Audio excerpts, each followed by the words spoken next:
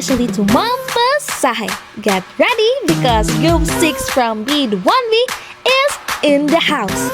Just like the beat dropping in the music, today's topic is packed with power, culture, and excitement. We're bringing you the world of Philippine dance and film, its history, elements, and types, all wrapped into one fun and exclusive presentation. Led by your energetic presenters, first, Adrish Arquizuela. Second, Azalea Jones Pilapil. Third, yours truly, Kathleen Joy Garcia. Fourth, Julian Gabuya. Fifth, Justin James Calita. And last but not the least, Julieto Lagan. But before we start, do you want to have fun? Let's wake up your energy with a simple dance icebreaker. Don't worry, everyone can do this. It's quick, fun, and you just need to move. Saging, mangga, papaya, papaya. Lagyan ng pinya, kondensada, mansanas. We're going chop, chop, chop, lahat ng prutas. Pagsama-samahin at halo-haluin. Oh! Yes, that's amazing. Give yourself a round of applause. Now that everyone's energy is up and ready, let's jump into our presentation. So our objective is to explain the history of dance and film in the Philippines. Second is to identify the elements and types of dance and film. Third is to appreciate the importance of dance and film in the Filipino culture. Now, let's proceed to the history of dance in the Philippines. So, good day everyone. So, this is Irish Artizuela. Today, we're going to tackle about the history of dance. So, what is dance? Dance is a rhythmic movement of the body, usually accompanied by music that expresses ideas or emotions. So, ang dance daw is a movement, a rhythmic movement. So, anong mga movement is, it's a dance, but not all movement nga matawag og dance. Like for example, kanang itong mga daily movement. So, di man siya matawag og dance. Mahimo lang na siyang dance if it has a rhythm or na siya'y layunin kung anong gibuhat na niya nga movement. So, muna siya'y dance. So, in the next slide, dance in the Philippines has deep cultural roots influenced by indigenous traditions, colonial history, and modern artistic expression. So, before, ang dance is, nag-start siya from indigenous tradition, more on rituals. So, gibuhat ang dance for rituals. And then, hantod ni-evolve siya, hantod naabot sa modern, which is now. So, and now, let us move on to the evolution of dance. So, first is the indigenous roots. So, early Filipinos had their own traditional dances that often performed during rituals, celebrations, and community gatherings. These dances reflect the daily life, beliefs, and values of various ethnic groups.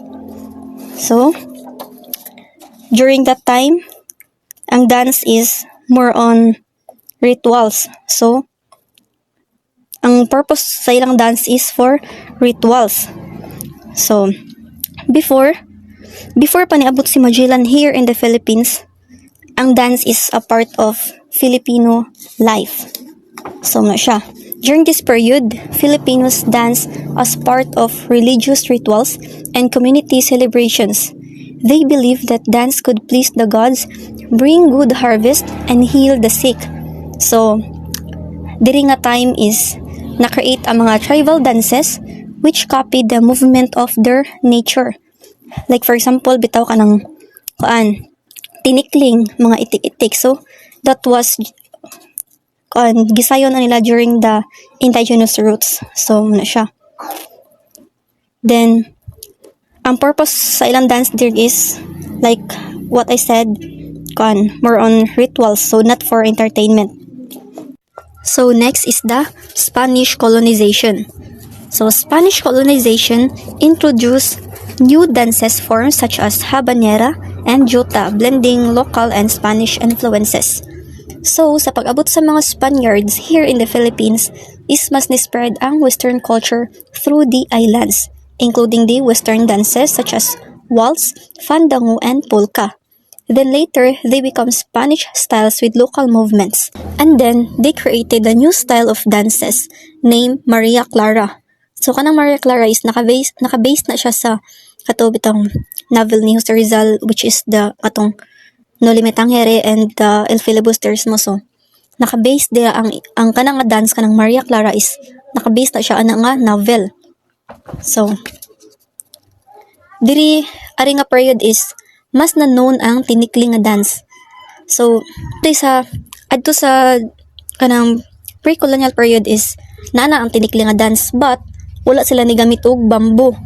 So, diri na sa Spanish colonial is ang katong tinikling is napunan nila og anang another nga kuan nasa ligi puno. So, mo na siya ang katong bamboo. So, mo na nga bamboo ang tinikling. Kay mo na ang gitudlo sa mga Spaniards. So, and then use dance to celebrate festas and religious events. So, mo na ang purpose of dances during the Spanish colonial period. So, next is the American influence. So, the American colonization in their early 20th century brought new genres like jazz, swing, which influenced contemporary Filipino culture. So, during this period, the Philippines was influenced by Western and modern culture. So, isagol na ang mga kanang Western and modern culture. So, diri nakatunan sa Filipino ang mga dances like foxtrot, tango, swing, and cha-cha. So, nahimo na siyang popular diri sa Philippines. So, diri is ang dance is part of school programs and physical education, promoting fitness and recreation. Kay di ba during the American period is gi-introduce man nila ang education. So muna ang dance is gigamit nila for education. Ano siya during sa American period. So compare sa mga nag-una nga periods, compare sa katong indigenous ug sa Spanish, ang dance diri sa American period is mostly for fun, socialization, and for entertainment. So, dili siya for rituals or traditions. So, di ba, ang pre-colonial is for rituals and then sa Spanish colonization is, traditions. Muna siya. So, diri is for fun ang ilahang nagigamit po nila sa education para daw may mong healthy daw ang mga students. Muna siya. So, diri po the period is, diri ni popular ang Buddha Bill. So, familiar ba mo sa Buddha Bill? So, muna siya ang kanang dance is popular na siya during the American period. So, muna siya sa American influence. So, next is the modern development.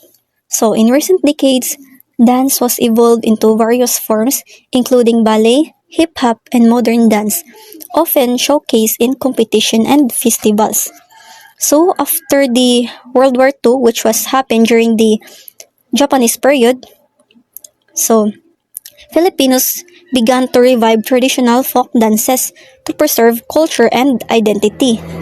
So, wala na ko i-include ang Japanese. So, ang Japanese, dito magod sa time sa Japanese period is, wala kay sila nagkaan sa dances. It is because during the time is World War II man, so ang ilang gi-focus nga time is for survival from the wars. So wala sila nakahimo og mga dance steps. Muna nga nilayo ko ta diri sa modern development. So muna siya. Diri na nga time is na-revive na nila after the World War II. Na-revive na nila ang mga traditional folk dances. So gi-preserve nila ang culture. At the same time, new forms like ballet, modern dance, and contemporary dance became popular through schools and dance companies. Na siya. Then, at this period, dance was seen not just for entertainment, but as a form of art, education, and emotional expression. So, muna siya. Diri nga time is, mga bago na mga But preserve gapon nila ang kanang culture sa Philippines. So nagapon to ang mga karaan like kanang mga dances before is nagapon siya karon, but kanang nana siya gipang puno or mga new styles na siya. So that was all for my part. Thank you for listening. Good day, everyone. It's me again, Catherine Joy A. Garcia. And now I'm going to discuss what are the elements of dance in the Philippines. But first, do you know, guys, what BASTE stands for? So BASTE stands for B for body, A for action, S for space, T for time, and E for energy. Now, what is body? Body is used as an instrument to express movement and emotion. Refers to the part of the body and how they move. Includes body shape, action, and body parts used in dancing. Example, bending, stretching, twisting, jumping, and isolating arms or legs. Next is action, the steps or movements that dancer performs.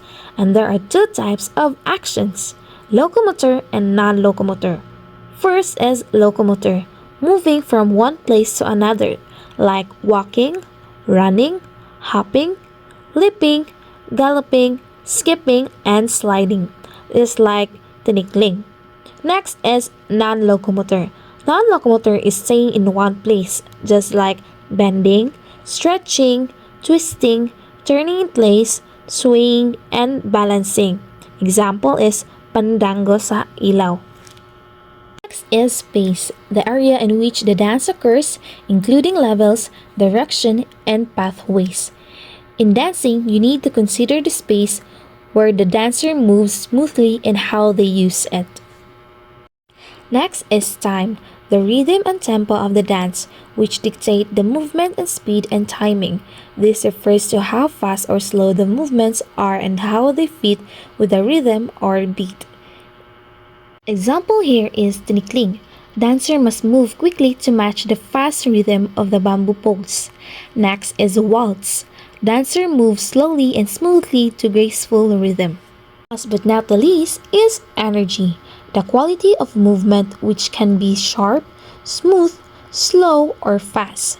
Describes the quality or intensity of movement, shows emotion and character through how movements are performed.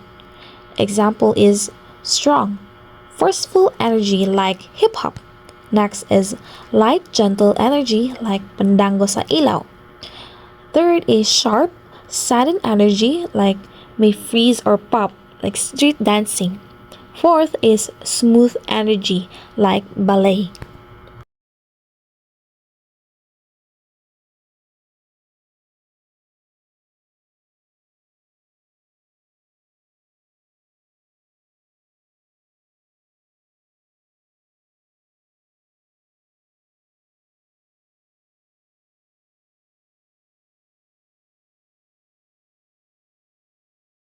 Good day, everyone. I'm here to talk about the different types of dances.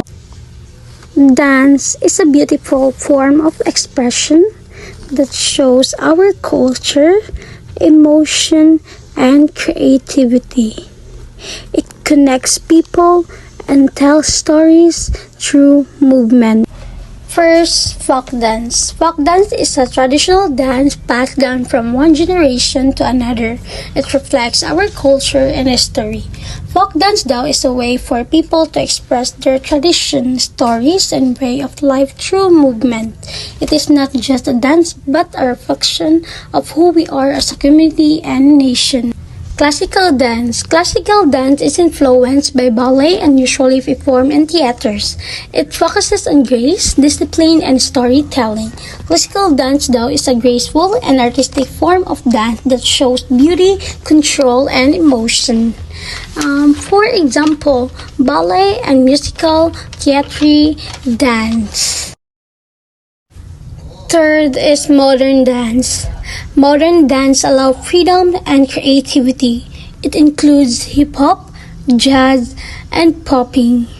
These dances are popular today because they let dancers express their individuality. Ang pasabot kaana kay it's a fun and expressive style that let dancers show their feelings and personality through creative movement. Fourth, social dance. Social dance is done for fun and enjoyment, not just for performing. It brings people together in parties or gathering. Ang pasabot is a type of dance that people do to have fun and connect with others. It's not just mainly for performing, but for enjoyment and socializing during events or celebration. In conclusion, dance is a wonderful form of art that expresses culture, emotion, and creativity. Whether it's folk, classical, modern, or social dance, each one help us understand and appreciate the art of movement. Thank you for listening. This ends my report. Okay, good morning everyone. So I'm the reporter. I'm Julian Argubia. So my topic is all about history of film in the Philippines. So first, let's talk about the difference between film, drama, and cinema. So the film. Film are recorded movie shown in cinemas, TV, or online. So ang film daw muna siyang recorded movie nga shown sa screen whether in cinemas, TV, or online. So ang kani nag-uses na siya og cameras and technology to capture moving pictures. Next is drama. So drama, a live performance on stage focus on emotional storytelling.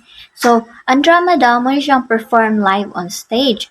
Siya, ang kani nag-focus siya sa emotions and storytelling with actors presenting the story directly to the audience. Next is cinema. So ang cinema, the art of making films or the place where films are shown. So ang cinema daw mo ni siya ang kanang both the art of making films and the place where films are shown. So it's where filmmaking and film viewing. So in short, ang film mo na siyang recorded, while ang drama mo siyang live, and lastly, the cinema is mo siyang both the art and the venue sa films. Next. So I have a question. So do you think Filipinos told stories through moving pictures even before cameras existed? Yes, so Filipinos told stories through moving pictures even before cameras existed. So they used ritual dances, oral traditions, and community theater to act out the story. So the movements of dancers, the gestures of actors, and the flow of performances were like early version of moving pictures. Okay, so let's continue. Pre-cinema roots, theater, and ritual. Before films arrived, Filipinos expressed stories and values through ritual dances, oral traditions, and community theater. So just like I said, no. So indigenous group performed dance dramas to honor spirits, mark seasons, and teach moral lessons. During Spanish colonization, this evolved into zarzuelas, comedia, and vaudeville. So these forms shape Filipinos' taste for drama, spectacle, and moral storytelling, which later influenced early cinema. So, before daw ang movies nag-exist, ang Filipino daw had a way of telling stories. So, they use ritual dances, oral traditions, and community theater to share values, honor spirits, and teach lessons. So, ang kaning ilang performance mo were like early moving pictures because nag-combine siya action, music, and storytelling. Next is, so Ang Zarzuelas mo ni siyang musical plays nga nag-show og love stories or made fun of social issues. Nya ang komedya mo ni siyang stage plays about battles between Christians and Moors. Nya mo ni siya full of action ni siya og spectacle. While ang vaudeville mo ni siyang variety shows with singing, dancing, and comedy to entertain audiences. So, ang kaning performance trained Filipinos to enjoy drama, spectacle, and moral lesson, which later influenced the way early Filipino films were made. Okay, next is the birth of Philippine cinema, 1897 to 1930s. So, the history of Philippine cinema began on August 31, 1897, when the first moving pictures were shown at the Salon de Pertiera in Escolta, Manila.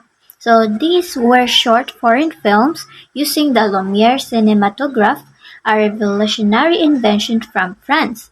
So, a year later daw, in 1898, Antonio Ramos, a Spanish soldier and businessman, became the first to shoot local scenes in the Philippines using the same device. So these early films were silent and mostly documentary style, capturing everyday life in Manila. So ang Philippine cinema daw nag-started ni siya pagka August 31, 1897, when the first moving pictures were shown at the Salon de Pertiera in Escolta, Manila. So, ang kani, these were short foreign film, made possibly by the Lumiere cinematograph, a new invention from France that worked as a both camera and a projector. So, pagka 1898 daw, si Antonio Ramos, a Spanish soldier and businessman, became the first to film local scenes sa Philippines using the same device. So, ang kaning these early films daw were silent and documentary style, showing everyday life sa Manila. Next.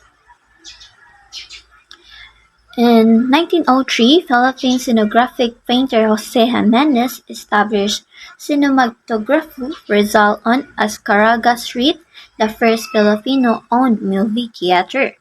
1909, French company Pat Freres Cinema began distributing comedy, romance, and adventure films at low prices, making cinema more accessible.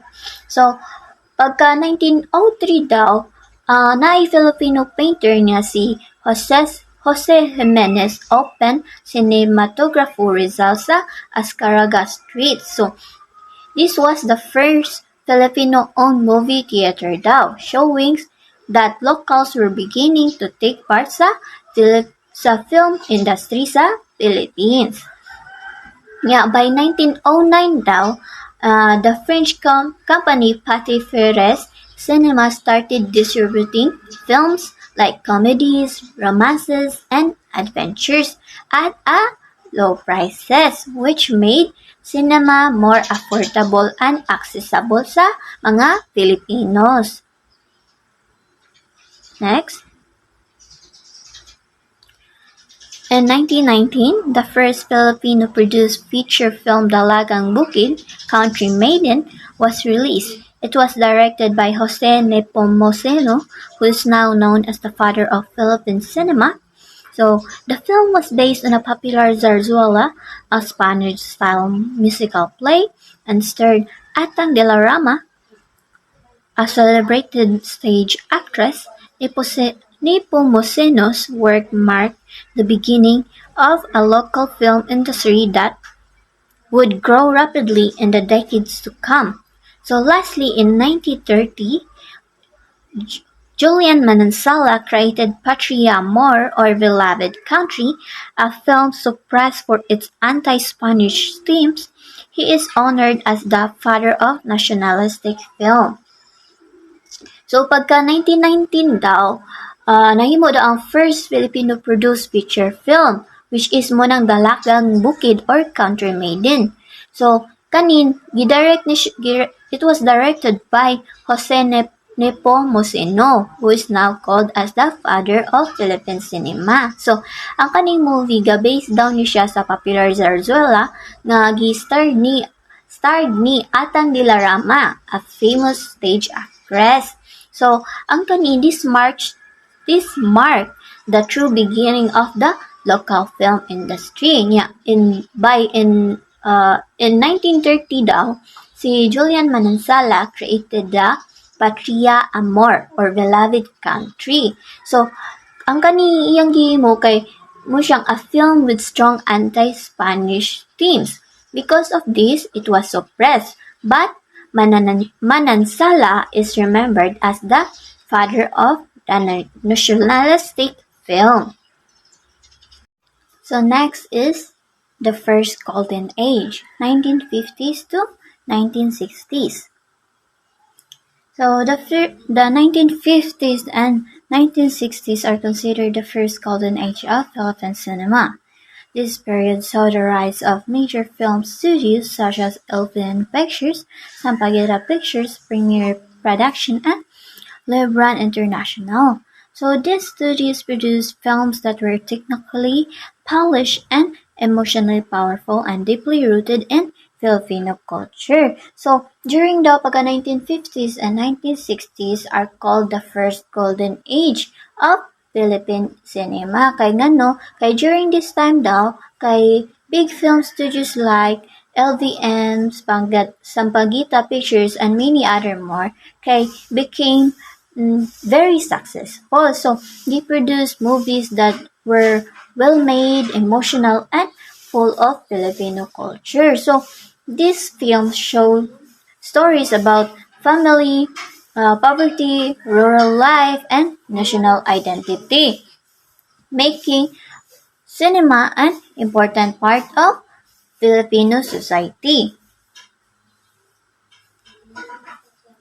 Next is filmmakers tackled themes such as poverty, family, rural life, social issues, and national identity. Notable films from this era includes Anak Dalita, Badyaw, and Biyaya ng Lupa. So, during daw pagka 1950s and 1960s, ang mga filmmakers daw nag-focus sa themes like poverty, family, rural life, social issues, and national identities. Kay ang kanik daw mga stories kay nag-reflect daw ni siya sa mga real Filipino experiences and struggle. So, like aning Anak Dalita nga nag-show og hard life of Filipino living in post-war slums. Next is ang Badyaw nga nagtells og love story between two different ethnic groups. And lastly, the Biyaya ng Lupa, which is a family drama set in the countryside. So, ang kani daw mga films nga in this era daw were powerful because they told real Filipino stories about life, love, and struggle. Next.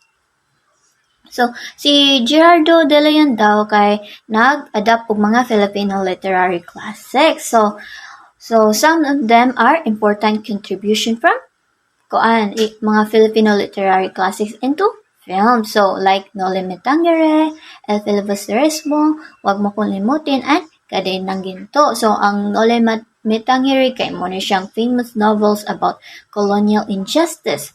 While ang El Filibusterismo kay mo ni siyang nag-show sa fight against oppression.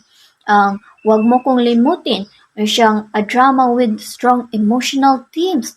While ang lastly, ang kaning Kadinang Putik nga nag-highlight yun siya sa social struggle. So, si Gerardo de Leon, siya mo'y nag-brought sa Filipino literature to the big screen, making national stories part of cinema. Next. So, this era also introduced legendary actors like Neda Blanca, Rogelio de la Rosa, Gloria Romero, and Ferdinand Poe Jr. So, the industry was thriving with hundreds of films produced annually and a growing audience across the country. So, sa first golden age daw also gave rise to legendary actors such Neda Blanca of many other more. So their talent and popularity helped shape Filipino cinema. So during these times daw, ang industry kay very active. Nga kay sila nag-produce gid sila hundreds of films each year and attracting a large audience across the country. So ang kaning ang kaning mga 1950s to 60s kay truly thriving yun ni siya nga era for Philippine cinema.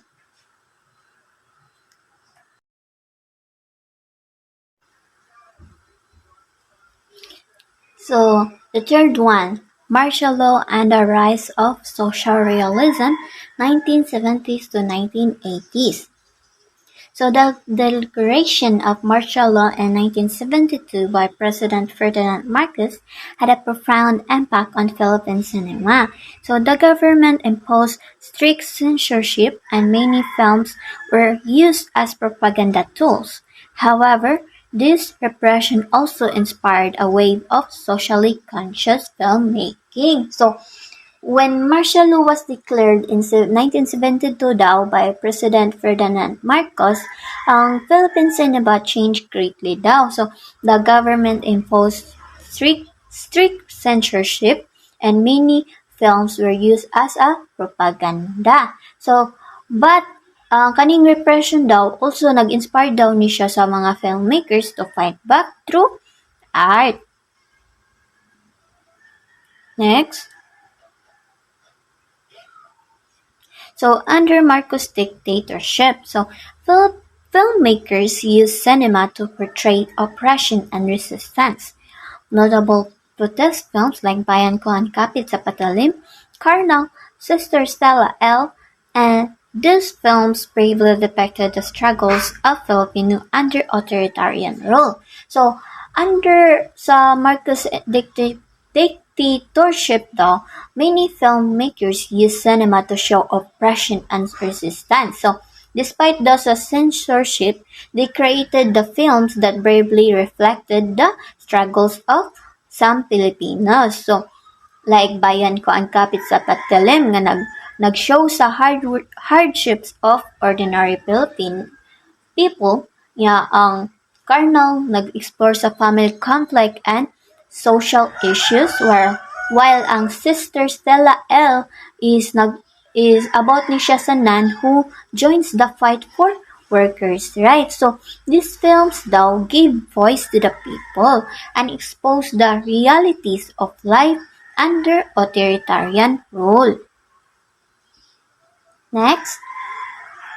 So, directors like Leno Broca, Ishmael Bernal, and Mike De Leon used cinema to critique the regime and expose the struggles of ordinary Filipinos. So, their films were often raw, realistic, and politically charged. So, like Maynila sa mga Koko ng Liwanag, Insyang, and Himala.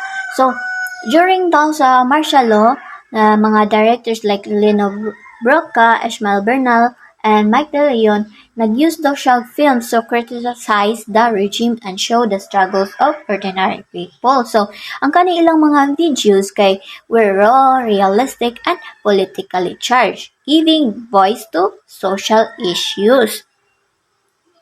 So, ang kaning mga films nag-show ni siya sa mga harsh realities of life and give Philippine cinema an internal recognition.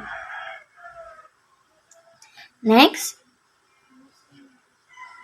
So, despite the risk, these filmmakers elevated Philippine cinema to international recognition and laid the foundation for activist cinema. So, ang even though nga it was dangerous daw, filmmakers during martial law continued to create bold and meaningful films. So, ang ilang courage nag-brought ni siya sa Philippine cinema an internal recognition o nag-started ni siya sa mga traditions of activist cinema. So, ang kanilang movies kay nag-speak about social issues, injustice, and struggles of ordinary people. So, risky siya but powerful. So, these films made Philippine cinema respected worldwide and gave birth to activist cinema.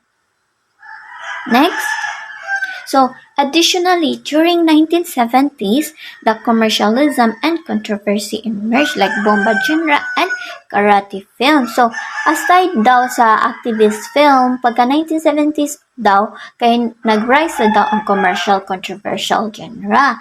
Na mo ni ang bomba genre and karate film. So ang bomba genre is inspired by bomba comics, featured erotic themes and was usually produced by independent filmmakers. While ang karate films kay became popular with audiences but daghang nag-criticize kay B-movies daw sila kay because of poor editing, sound, and storytelling.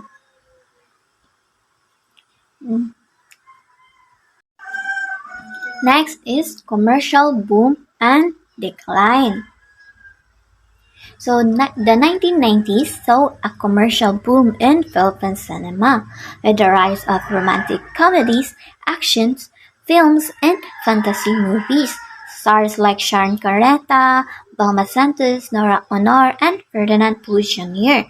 dominated the box office. So, pagka 1990s daw, ang Philippine cinema nag-experience daw siya og commercial boom kay ang mga audience ganahan sila sa romantic comedies, action films, and fantasy movies. Ang mga big stars like Sharon Cuneta, Velma Santos, Nora Honor, and Ferdinand Cruz Jr. Next. So, however, the industry also faced challenges. So, the rise of piracy and cheap foreign imports hurt local productions. The studio system declined and many filmmakers struggled with funding. Quality often gave way to quantity with formulaic plots and low-budget production. So, despite this, some directors continued to produce meaningful work and the seeds of independent cinema were quietly being planted. So, even during daw sa commercial boom of the 1990s, kay ang mga industry daw nag-face og serious challenges like piracy and cheap foreign imports. Where siya nagweaken sa local production. Ang studio system daw kay ning decline, leaving many filmmakers struggling with funding. Ang quantity often replace quality. Despite sa daw sa kaning mga problems, ang uban sa mga directors daw continue to create meaningful films, and this period quietly planted the seeds of independent cinema, which would grow stronger in the years ahead. Okay, lastly, the Indie Renaissance and global recognition, 2000s to present. So the 2000s marked the rebirth of Philippine cinema through the rise of independent films with the help of digital technology and local film festivals like Cinemalaya, Cinema One Originals, and Q Cinema.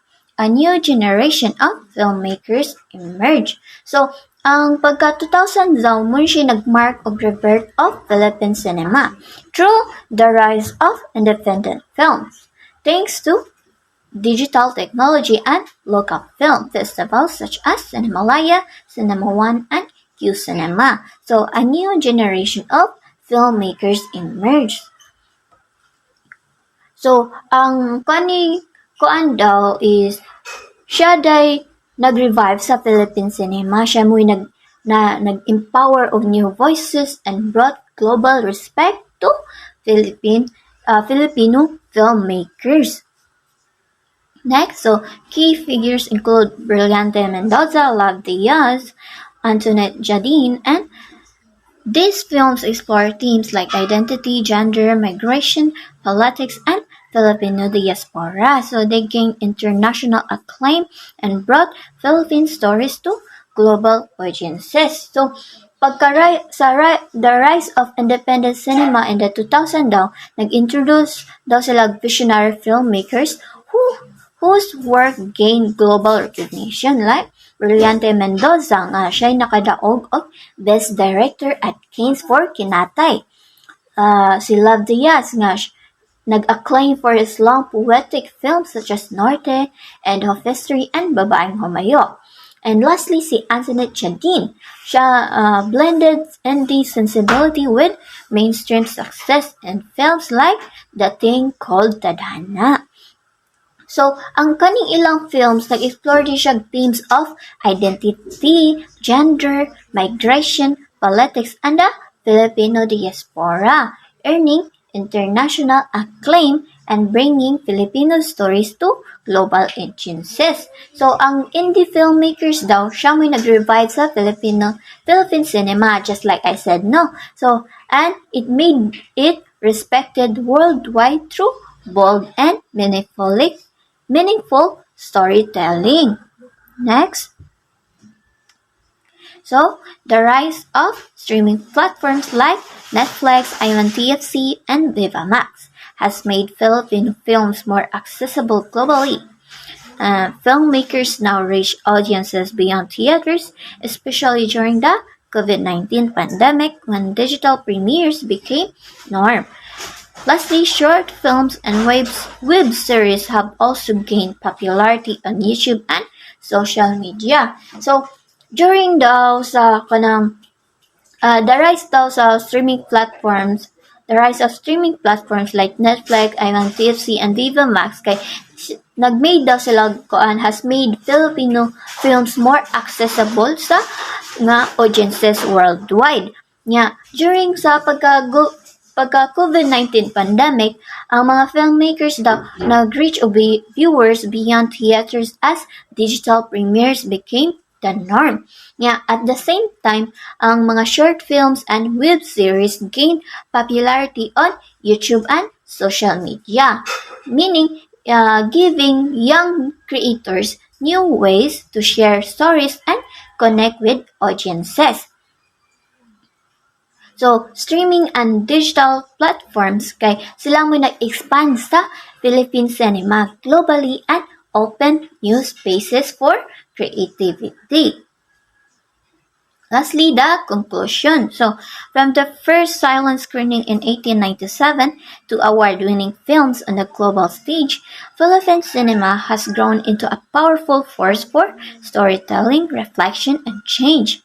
It continues to evolve, shaped by history, technology, and the voices of passionate Filipino filmmakers. So, from the first silent screening daw in 1897 towards award-winning films on the global stage. So, ang Philippine cinema daw has grown into a powerful force for storytelling, reflection, and change. So, each era from the golden age to the rise of activist film, the commercial boom, and the indie renaissance has shown how cinema mirrors the nation's struggles, dreams, and identity. So, ang Philippine cinema, it continues to evolve, shaped by history, technology, and the voices of passionate Filipino filmmakers, ensuring that Philippine cinema remains not only a source of entertainment but also a medium for truth, culture, and inspiration. So that's all for my part, and I will pass this to the next reporter. Thank you for listening.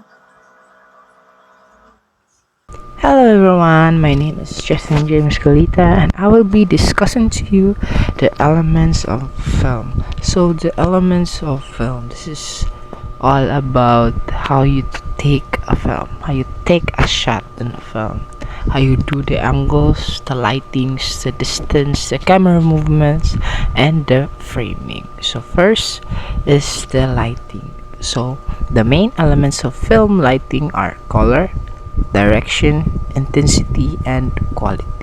So why is it important man ang lighting sa isa ka film? So ang lighting, this is the guidance nga mo take og unique shot sa isa ka subject. Like you see in the picture, makita nimo how unique ang isa ka lighting nga mopakita sa isa ka subject nga mas ma-view siya og ayo, mas ma-focus ang point of view sa viewers na if mo attract na ang isa ka lighting sa isa ka subject. So ang lighting mo give sa ni siya og kanang balance sa isa ka film, samot na sa shadow, sa lights, how shine man ang isa ka scenery, kung unsa ka brightness ang hatag ni mo na, like ang intensity sa color, samot na sa quality sa isa ka film. So next we have the 3-point lighting. We have the backlight or hair light, fill light, and the key light. So first is the backlight. Light an actor or object from behind. So nag-give na siya og balance sa isa ka film, samot na og mo-take og film nga ma-focus lang ang isa ka actor. Mo separate ni siya og kanang background, samot na if imong scenery is more like a heavenly scenery, like kung ganahan niya kanang kwaon sa langit ni imong ki-actor dra, kanang imong picturean dra kay murag bati ra kay background, magamit ni siya ang backlight as a background something. Like if you seen in a tawag ka theater ba or other movies nga makita ka nga kusog kay siga ang layo niya, makita ra ang isa ka actor, like mawagid ang background tanan ang actor ay makita. Yes, gamit ka na siya to focus the actor only and to manipulate the other object from behind sa isa ka actor. Place higher than the object is lighting. Like I said, muwawa na yung mga sagabal sa layo if focuses on actor only, separates from the actor object from background, and when place it an angle, it's called a kicker. Yes. So next is fill light. Cancel out the shadow created by the key light, doesn't create its own shadow. So kaning fill light is mo give ni siya og balance, samot na mo take og picture sa isa ka person. Like sa ako ang experience nga take sa ko picture samot na ID. Yes, daghan ka ni siya.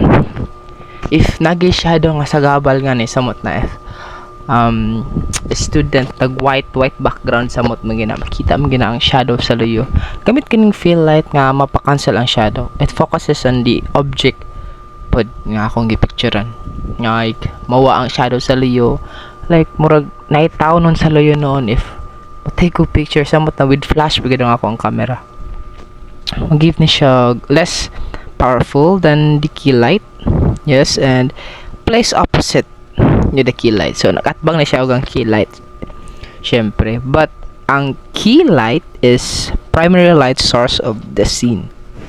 Like atubangan gini siya sa character, mahatag ni siya og balance sa actor nimo, like pakita iyang facial expression, something makeup, nindot nga makeup or nindot nga glance sa iyang face, give ni siya og kanang balance and beauty sa imong actor.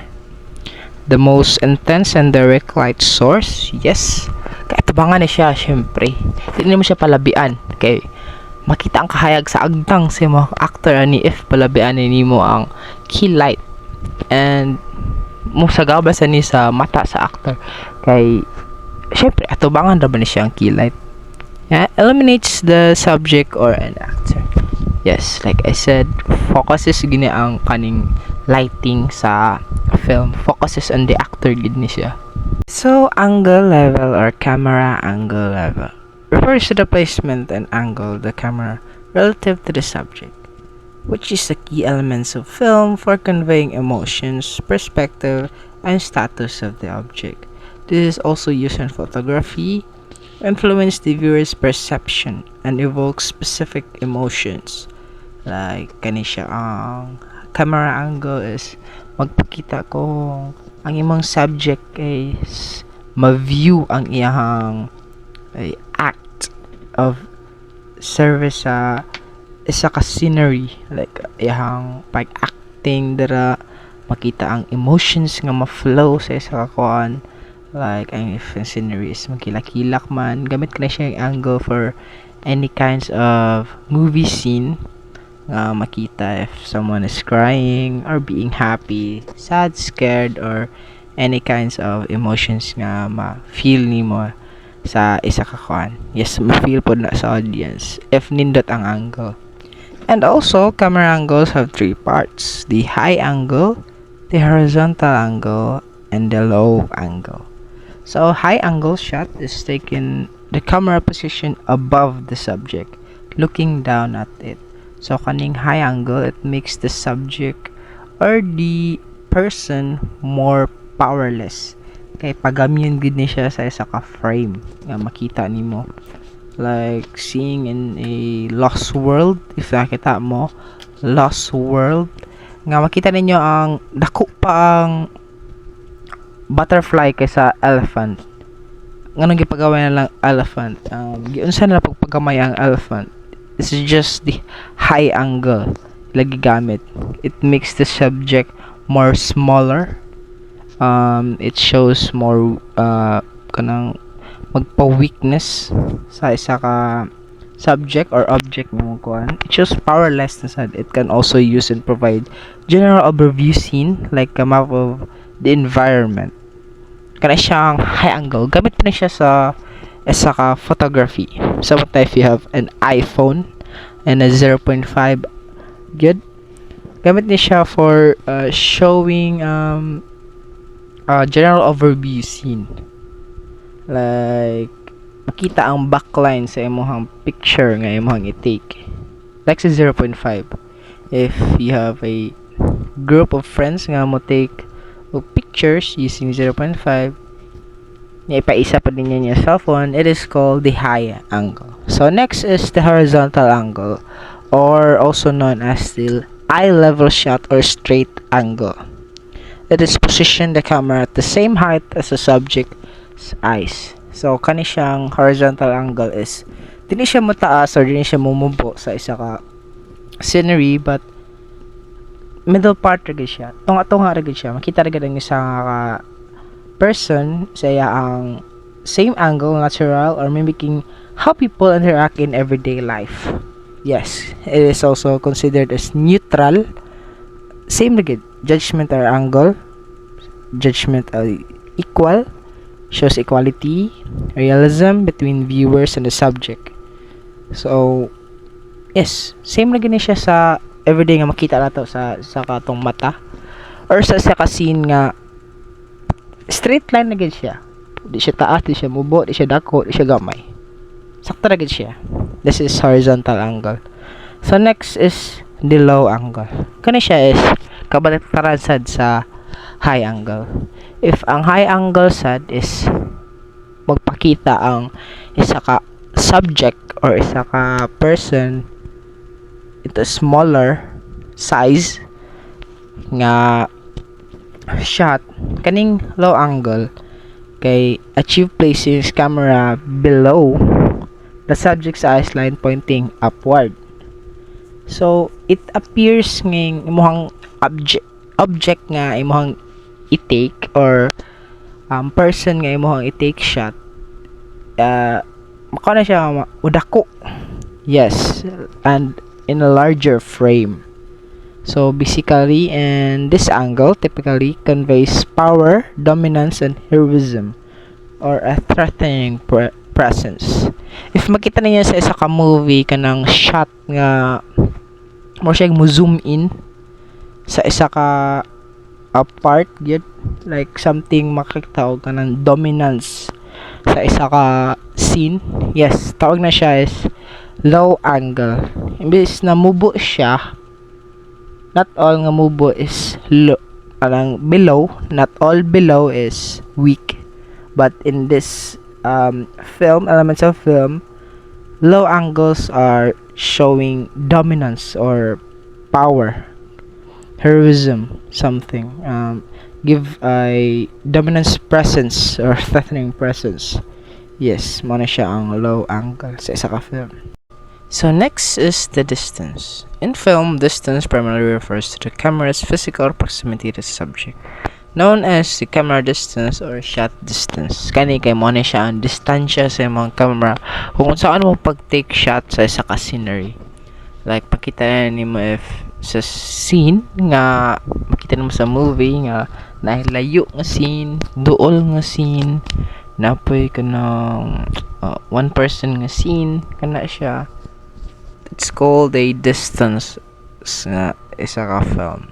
So the camera distance and its effects nasa tawag nga extreme long shots or extreme wide shots, napoy long shots or full shots, nasa medium shot, medium close up, and extreme close up. So first is extreme long shot. So the subject is a very small part of the frame, often used to show a vast landscape or setting or characters placed within it. So kaning long shot is makita na nimo ang imong subject as a environmental, like makita ang palibot sa imong scenery or sa imong film, makita ang buildings, makita ang kanang mga trees, mga houses, something, cars, a street, something, big city, mga ingana. Muna siyang long shots or makita ang widen sa imong film or scenery sa imong film. So next is long shot or wide shot, full shot also matawag ni siya. The full human figure is visible with some surrounding environment. Kana siya makita na gid nimo ang character nga imong film. Kani siya is gamit kani siya for something ay ma-focus ang character nimo. While na ay background nga na mo siya ang long shots. Next is medium shot, frame the subject from the waist. Kani siya is focuses on the subject yun sa imong character. If you see in a camera samot na in photography, kita nimo if ang lahang shot is sa waist lang. Kasi it focuses the subject only. Next is the medium close-up, frames the subject from the chest. Kani siya is gamit niya siya in photography and ID. Kita kasi mga ID and makita mo ninyo nganong chest kutob ang picture is ma-focus siya sa only sa chest to face nga close-up pictures. Upper pa rin siya sa scenery. Sabot na scenery nga interrogation or something. Karang mga tanan ng mga policemen sa isa ka crime or sa isa ka kriminal. Kana makita nimo ang ilang scenery is some chest to head ra gina. Next is close up or CU. The frame is filled predominantly by the character's face or the specific object, revealing details and highlighting emotions. Kani siya is makita na siya in a scenery nga naong rin makita sa isa ka film. Like talking back to back sa duha ka character ni mga filman. Like ilang emotions, ilang tear dropping, ilang laughter, ilang mixed feelings. Makita na siya. Mo ang closed up. Next is the extreme close up. A very tight shot that focuses on a small detail such as the eye, the mouth, or an object, often used for dramatic effects. Emphasizes create attention. Kaning extreme long shots. Makita na siya if kanang emotional na yung character. Makita ang tear dropping. Musundon gud ang tagak sa luha. Tud paubos hantod sa ground. Muna siyang closed up.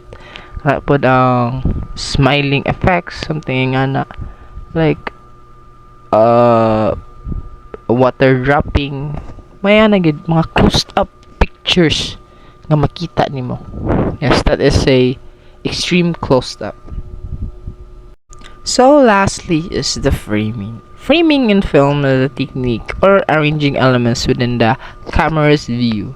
Kaya siya magaling siya sa audience attention, conveying true meaning sa imong scenery. So the elements of framing are composition, depth, and movement. So composition refers to how the elements within the frame are arranged. It involves the placement of actors, props, and other visual elements to create balance and visually appealing shots. Kani sa sud sa isa ka frame makita nimo ang mga kuan sa liyo like sa environmental mo na siya. Gamit ni siya ang framing and focusing a environmental sa isa ka film. Makita ang whole good part in filming a scenery. So, mo na siya ang composition. Makita ang props, the actors, and the visual elements. Create balance, visual appealing. Makita ang tanan sa mo nasa likod, ang mga, sige pamutang siya. And depth of field in film are the area of shots that is in sharp, acceptable focus from the closest to the farthest point.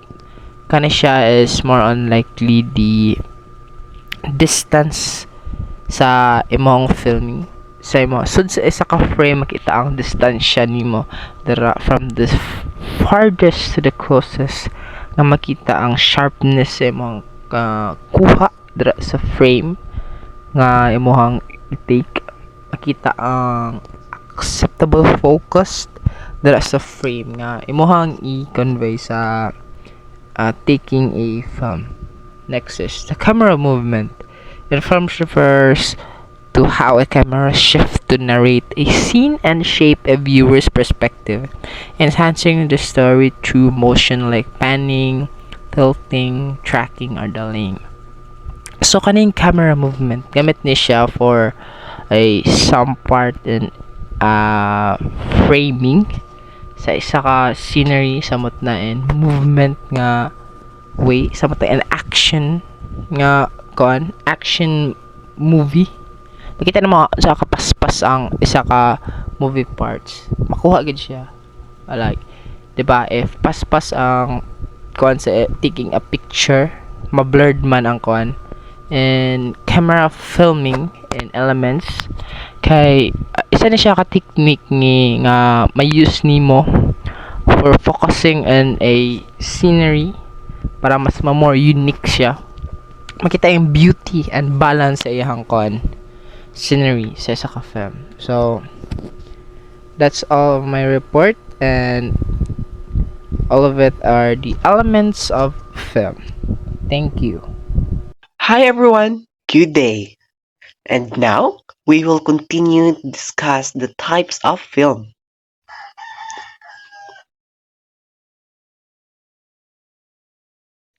And here's of the type of films in the Philippines. Here's are the comedy, horror, bomba, action, fantasy, drama, historical, docu or the documentary, animation, and lastly, the experimental. First, comedy. Comedy. This is to introduce or bring laughter in the audience. The example of the movie is Mahirap Maging Pogi. This genre is all about the humor. Think of those funny characters and lines that make us laugh and reflects of our daily lives. It's like a mirror that shows our quakers. Next is the horror. Horror is the shown to bring fears to the audience. Filipino horror films tap into our rich folklore, scaring us with tales of ghosts and supernatural beings. They often make us confront our fears, all while giving us a good thrill. And the third is Bomba. Bomba, a film of predict nudity and sex. but it's a different from X-rated pornography.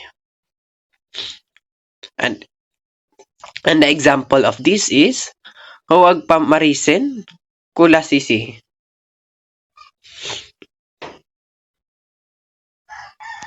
This genre isn't shy about exploring themes of love and desire. This film pushed boundaries, diving into relationship with a provocative twist, making us think about the taboos in society. But now in the modern society, these bomba films are not exist anymore. Next is the action. This is used to conflict as emphasize based on real life stories or actual experience of a person based from the tradition metrical romance or literary commedia. This pure excitement. This features hero forcing off against villain in epic battles. It's all about adrenaline pumping sequence that keep us on the edge of our seats. Next is the fantasy. The peak scene in a imaginary world. I mean, this genre is like a stepping into magical world filled with mythical creatures and heroic journey. It blends our rich folklore with imaginative storytelling, making us dream big. And the example of the movie is Live Legend, a five legend, I mean. Next is the drama. This is the motion picture that dwells on personal problems and conflict with raw sentiment and the emotion.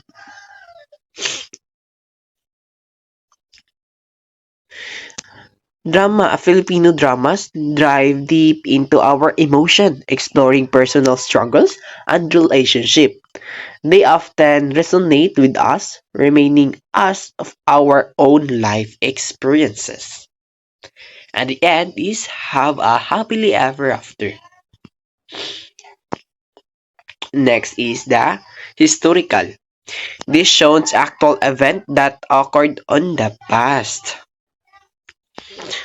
Historical films we get to revisit significant moment in our past.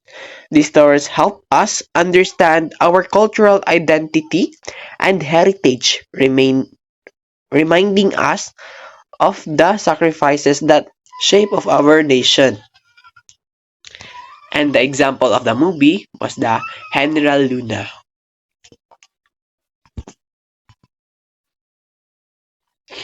Next is the docu or the documentary. This is the motion picture that narrates new event or explain other subject matter based on fact. This genre brings charm of not rural life to the screen, showing local humor and tradition. It light-hearted and relatable, celebrating the simplicity of our culture. It's just like a historical one. Historical film, I mean.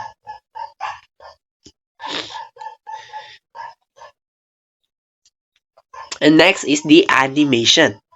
A film that involves creating illustrations or animate images and bringing them to life. And here's the example of High School of Banda experiences. It's just like animations to create a young boy. And we all know the artist was so famous in his works. Is another Animation is another exciting area. Filipino animated films are vibrant and creative, often inspired by folklore. They perfect for both kids and adults, bringing stories to life in captivating way. And lastly, here's are the experimental. This attempt to create something innovative or that never done before in camera. This genre is all about pushing boundaries and exploring new ideas. It often makes us think critically, inviting us to engage with the art in unique way. Good day everyone! Before we officially end our report, we've prepared a short questions for our closing activity to wrap everything. These will help us reflect what we've learned to our activity. Are you ready? Okay. So first is a rhythmic movement of the body, usually accompanied by music that express ideas or emotions. So the answer is dance. Next is a recorded movie shown in cinemas, TV, or online. The answer is film. Next is a traditional dance passed down from one generation to another. It reflects our culture and history. The answer is folk dance. Next is the main elements of film lighting are color, direction, intensity, and quality. The answer is lighting. The area in which the dance occurs, including levels, direction, and pathways. The answer is space. Last but not the least, a film that involves creating illustration or inanimate images and bringing them into life. The answer is animation. That's all guys. Thank you for listening. Hope you learned a lot. Bye!